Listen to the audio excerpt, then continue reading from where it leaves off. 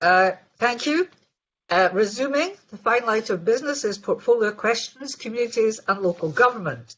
Can I remind members that questions 1 and 5 are grouped together, are as questions 2 and 4, although question 8 has been withdrawn.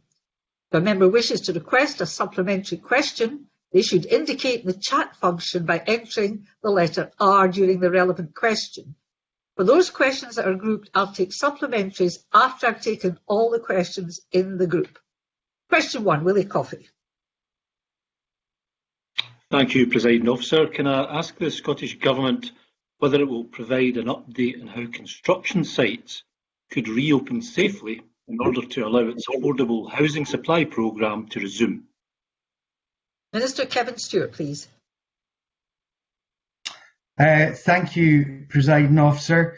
Today we publish refresh guidance for the construction sector as phase 1 of the route map commences.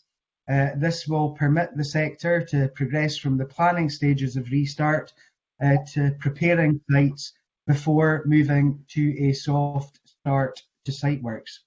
The move to soft start will only be taken after consultation with government to ensure it is safe to do so in line with public health advice. We are keen to restart construction, but only if done safely. Good progress has been made to date, and work by industry to develop the necessary new procedures is progressing well. The Scottish Government remains absolutely committed to seeing more affordable and social homes delivered in communities across the country, and we will continue to work with all partners on preparations for restarting construction. Willie Coffey. Can I thank you, Minister, for that answer? Could I ask, when do you expect the house building sector to move beyond the industry's phase 2? And what are the barriers to this phase starting across Scotland and, of course, here in East Ayrshire? Minister. Presiding Officer, across the country, including in East Ayrshire, progress beyond the industry's phase 2 will clearly depend on a range of factors, in particular wider supporting health data. As we consider the appropriate point at which to move to phase 2 on that route map. I will, of course, continue to work with industry and with the trade unions to support the construction sector as it moves forward towards building up the scale of operations. I must emphasise, Presiding Officer, that of course, that if any evidence at any stage suggests that construction activity is leading to an increase in infection rates, we would have to consider tightening up restrictions again. Question 5, Graham Simpson. Thank you. To ask the Scottish Government what new targets it's set for its affordable housing programme. Minister. Presiding Officer, prior to the current pause in construction, we were on track to deliver the 50,000 affordable homes target, and we're working hard with all of our delivery partners to ensure the final approvals and site starts were in place. We remain committed to delivering the target. However, the impact of the pandemic means that there has been a necessary pause in all housing delivery. Once activity can safely resume and the impact of the pause and the implementation of the updated safe operating procedures has been assessed, we will be clearer about the full effect that this will have on the timing of the delivery of the affordable housing programme. Since the beginning of this parliamentary period, December 2019, we have delivered 31,136 affordable homes, part of the over 91,000 affordable homes delivered since 2007. And I would like to thank the housing sector for all of their hard work and all of the delivery to date, and I look forward to the continuation of their efforts when it is safe to restart the programme. Graham Simpson. Thank you. By pausing this programme, it means we're even further behind, and it's my view that we weren't going to hit that 50,000 target. I know the Minister has a different view. Has he done any work at all on what figures will be needed to catch up? And going back to what Willie Coffey asked, which was, when can builders start back on site? I mean, I heard the waffle that the Minister gave. He's been speaking to the industry for weeks and weeks and weeks. He knows they can restart. We know they can restart. So when can they? Minister, please. No waffle from anybody. Presiding Officer, let me start with the last part of the question first. We have been working very hard with the industry to put in place a phased approach to return to construction, along with safe operating procedures. But I think that what Mr. Simpson has to understand, as most do, is that our moves forward will be dictated by the virus. It is absolutely essential that we get this right, that we do not move to a situation where we are putting people at risk, or where we see increases in spread of the virus. And we have taken a precautionary approach here, balancing out exactly what is required, and I believe that that is the right approach. And I have to thank the industry for all of their efforts, and the trade unions in all that we have done. In terms of the affordable housing programme itself, we have got work ongoing at this moment in time around about how we can move forward. And, you know, it is my ambition to ensure that we deliver as many affordable houses that we can during the course of this Parliament. I know that that's an ambition shared by housing partners too, but we have to do all of that safely. I think we'll need to speed things up a little, but I do want to take supplementary. Daniel Johnson, briefly, please. Thank you, Presiding Officer. I was wondering if the Minister would acknowledge the severe shortage of affordable housing in Edinburgh, which will be exacerbated by this crisis. And is he prepared to increase the level of support to the council so it can maximise the number of affordable homes in the local plan that's under development? Minister, please. Presiding Officer, we will, of course, work with all local authorities in terms of local development plans, but we'll also work with them in terms of delivery of the affordable housing programme. Edinburgh has been in a very lucky position in recent times because they have benefited from additional resources that other local authorities were unable to spend. We will continue to cooperate with Edinburgh City Council and other councils across Scotland, as well as other partners, to maximise the delivery of affordable homes throughout the country. Question 2, Sarah Boyack, please. Thank you, Presiding Officer. To ask the Scottish Government how it is supporting local authorities to maintain any increased services resulting from the COVID-19 outbreak. Cabinet Secretary Aileen Campbell, please. Thank you. To date, over £300 million of additional funding has been committed to local authorities by the Scottish Government, and to avoid any potential cash flow problems, we've also agreed with COSLA to front load our weekly grant payments to local authorities during May, June and July. We've also increased our 2020-21 general revenue grant by £972 million to offset the reduction in business rates income resulting from our package of support for businesses through rates relief, effectively underwriting their income stream. Alongside these measures, the Government has also relaxed current guidance on specific grants, such as the Pupil Equity Fund, to allow additional resources to be diverted to the COVID-19 response. Ministers are in regular and ongoing dialogue with COSLA over the range of cost pressures local government are facing as a result of the crisis, and will continue to engage with the UK Government about the impact of COVID-19 on local government services. Sarah Boyack, please. And I thank the Cabinet Secretary for the resources that have to date been allocated to local government. It is crucial for their work. And she confirmed when the second tranche of £155 million of UK consequentials will be transferred, as councils are currently setting emergency budgets, and in my own council's case is now looking at a gap of £60 million, even though they're using reserves of £11 million. So going forward, can you put on the record what financial support they can receive to enable them to reopen schools, fully fund social care, ensure an adequate supply of PPE, and support the government's work on test and protect? Cabinet Secretary. Sorry, thank you, Presiding Officer. Well, I've outlined a range of ways in which we are financially supporting local governments, recognising the need to provide them with resources up front, but also trying to put in place flexibilities there to enable local authorities to deal with cash flow problems and to use that flexibility to meet the needs that have undoubtedly arisen as a result of the crisis. The allocations of the 155 million have been confirmed to councils by Ms Forbes in her letter of the 26th of May, and that has gone through the regular distribution funding mechanism as agreed by leaders at their COSLA leaders meeting a week or so ago. So I think what we've put in place is a range of measures in which we can support financially local government, recognising the huge pressure that they're under, that we're under, that the financial situation of the country is significant.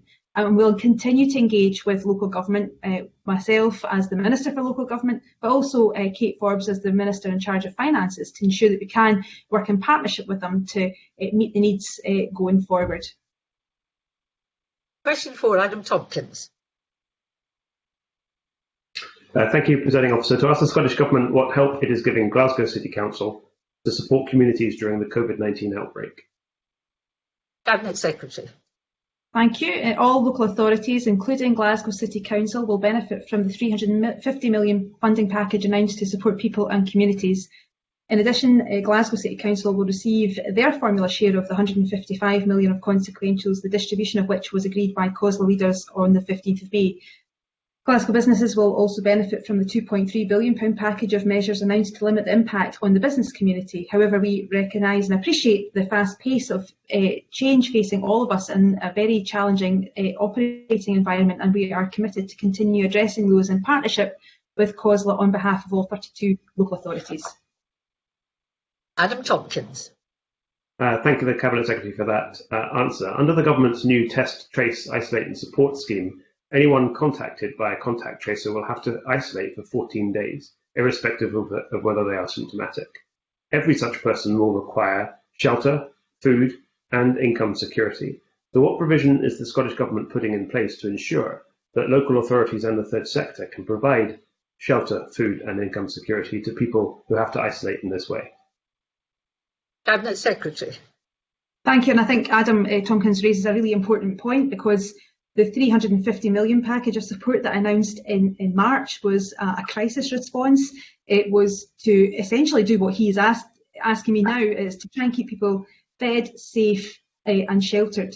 And as this now moves forward, we're asking the public to do something very different, and that means that we need to try and shift how we support that. So that means that we are working across government to work through with our partners about what that now looks like and what that will have to, how that will have to be supported. Because if we ask people to go back to work, then suddenly they have to shelter for 14 days. Then we need to work through what that means and what support we get put in place. Now, that will undoubtedly build on the existing infrastructure at a community level, a local authority level that's already there and has been supported through the £350 million that we have provided to support that community endeavour.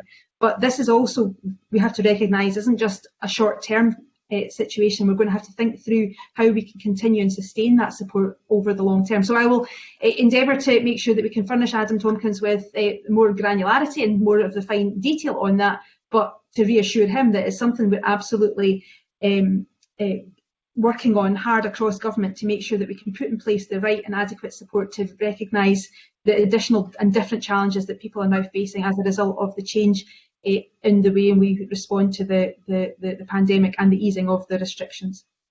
Thank you. Thank you. Two brief supplementaries. Stuart McMillan to be followed by Jeremy Balfour. Mr McMillan, please. I can't You'll hear have to repeat, Mr McMillan. We couldn't hear you. Okay. Thank you. Can the Cabinet Secretary let me know how much extra resource she's provided to Inverclyde Council to help deal with COVID-19, and what discussions has she had with Inverclyde Council with them asking for further additional resource? Cabinet Secretary. I thank the member for the question. To date, Inverclyde Council have been allocated £4.1 million in additional funding for its COVID-19 response, including the £700,000 from the Hardship Fund, £400,000 top-up for the Scottish Welfare Fund, £600,000 for the Food Fund, and £2.3 million from the additional £155 million of consequential allocations that Ms Forbes has confirmed to councils on the 26th of May. So subject to need, Inverclyde Council can also benefit from the £50 million funding available for devolved social security and council tax reduction, and the additional £23 million available for the Scottish Welfare Fund. So to ensure our communities are receiving the help and support required during these difficult times, we've been in regular and ongoing dialogue with COSLA, and we'll continue to do that. But again, if the member wants to raise particular issues around Inverclyde, then happy to engage with him on that. And Jeremy Balfour, please. Thank you, Deputy Presiding Officer. Can I go back to this £155 million Cabinet Secretary? The money's been in the Scottish Government's bank account for a number of weeks. COSLA have reached an agreement of how the money should be distributed, but it still has not been passed on. Why not, and when? Cabinet Secretary. Thank you. Well, leaders agreed the distribution on their meeting of the 15th of May. My colleague Ms Forbes has written to councils confirming the allocations on the 26th of May, and will make payment as soon as possible. But it should be pointed out that that's seen within the context of all the different funding supports that have been put in place that I outlined to Sarah Boyack. The £300 million of additional funding, the ability to use flexibility around the Pupil Equity Fund, the increased our general revenue grant by £972 million, the range of different flexibilities that we've put in place because we understand the cash flow situation for councils. We understand the financial challenges that all of public life is going to face. And, you know, in addition to all of that, now Kate Forbes has written to councils to let them know of their allocations, and we'll get that to them as soon as we can. Can I say to everyone, including the Cabinet Secretary, and I appreciate how important this is, I have 3 further questions to be asked, and time is marching on, so if you can speed up, please. Question 3, Sorry. Colin Beattie. Thank you, Presiding Officer. To ask the Scottish Government what extra support it's giving to councils in less wealthy areas to assist with their response to the COVID-19 outbreak, especially in the light of figures suggesting that people in the most deprived areas are twice as likely to die from the virus. Cabinet Secretary. Thank you. So we took decisive action to commit an additional £350 million of support, some of which goes directly to local authorities for people and communities, including the £45 million of the Scottish Welfare Fund, £50 million to allow increased access to council tax reduction scheme, £70 million for the Food Fund to address food insecurity, £50 million for the Wellbeing Fund, £40 million for Supporting Community Fund. So that range of measures is put in place to support not only local authorities, but also to recognise that those that are most likely to be impacted by this pandemic are those with least, and that's why we've put in a range of measures to support them. Thank you. Colin Beattie. I thank the Cabinet Secretary for her response. Many of my constituents have contacted me, struggling to access food deliveries and expressing their feelings of loneliness. What's being done to ensure that those who are more isolated and vulnerable have proper access to food and medical supplies and any emotional support that they might need? Cabinet Secretary. And Colin Beattie raises an incredibly important point. We have put in the funding in place to support local authorities, the third sector and communities who have undoubtedly stepped up to the mark and are already continuing to support people who are feeling isolated, lonely, helping them get access to food. We have, though, in addition to that, established the national phone line, which is 0800 111 4000, which enables people to phone directly and get in contact with their local authorities to express the things that they feel they need, and for that support to be put in place. In addition, mygov.scot provides information on staying safe, getting food, mental health support and wellbeing, and about how to help go about paying bills. So there's a range of services, but given the time pressures, I'm happy to get back to the member with any of the groups and organisations in his constituency that we have funded. I want to take the last 2 questions. So question 6, Peter Chapman. Thank you, Presiding Officer. To ask the Scottish Government what guidance has been issued to local authorities to ensure the safety of taxi drivers operating throughout this crisis. I would prefer if you read the question as it is on the business paper, but we'll let that pass in the interest of speed just now. Minister, please. I'll respond to the question as per the business paper, first of all. That's a good idea, Minister. Thank you. As the relevant licensing authority, local authorities do have a role in the safety of taxi drivers.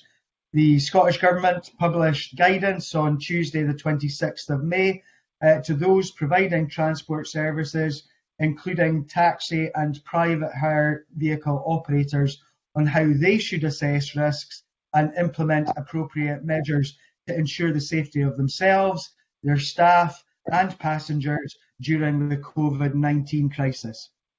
Thank you. Peter Chapman, briefly, please. Yeah, well, I thank the Minister for that answer. I mean, we know that throughout this crisis, taxi drivers have been facing immense financial hardship, but now we're looking to enter a different phase where passenger numbers will start to increase. So I wonder what guidance and support they need to keep them and their passengers safe. Minister. Presiding Officer, I think one of the key things is that we realise that physical distancing may be a challenge in some vehicles that are operating, and operators may consider installing a screen or a protective barrier as one of a number of mitigation measures. The decisions around about the installation of protective barriers or safety screens is for licensing authorities, for operators and the firm or individual operating the vehicle.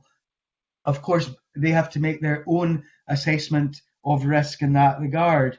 But before doing things like that, before installing things such as safety screens, operators should contact the relevant licensing authority to check that it is permissible to install these things and that the screens meet the requirements.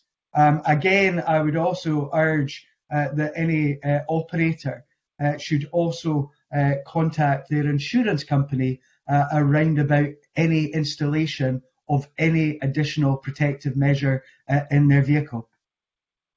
And question 7, Liam Kerr.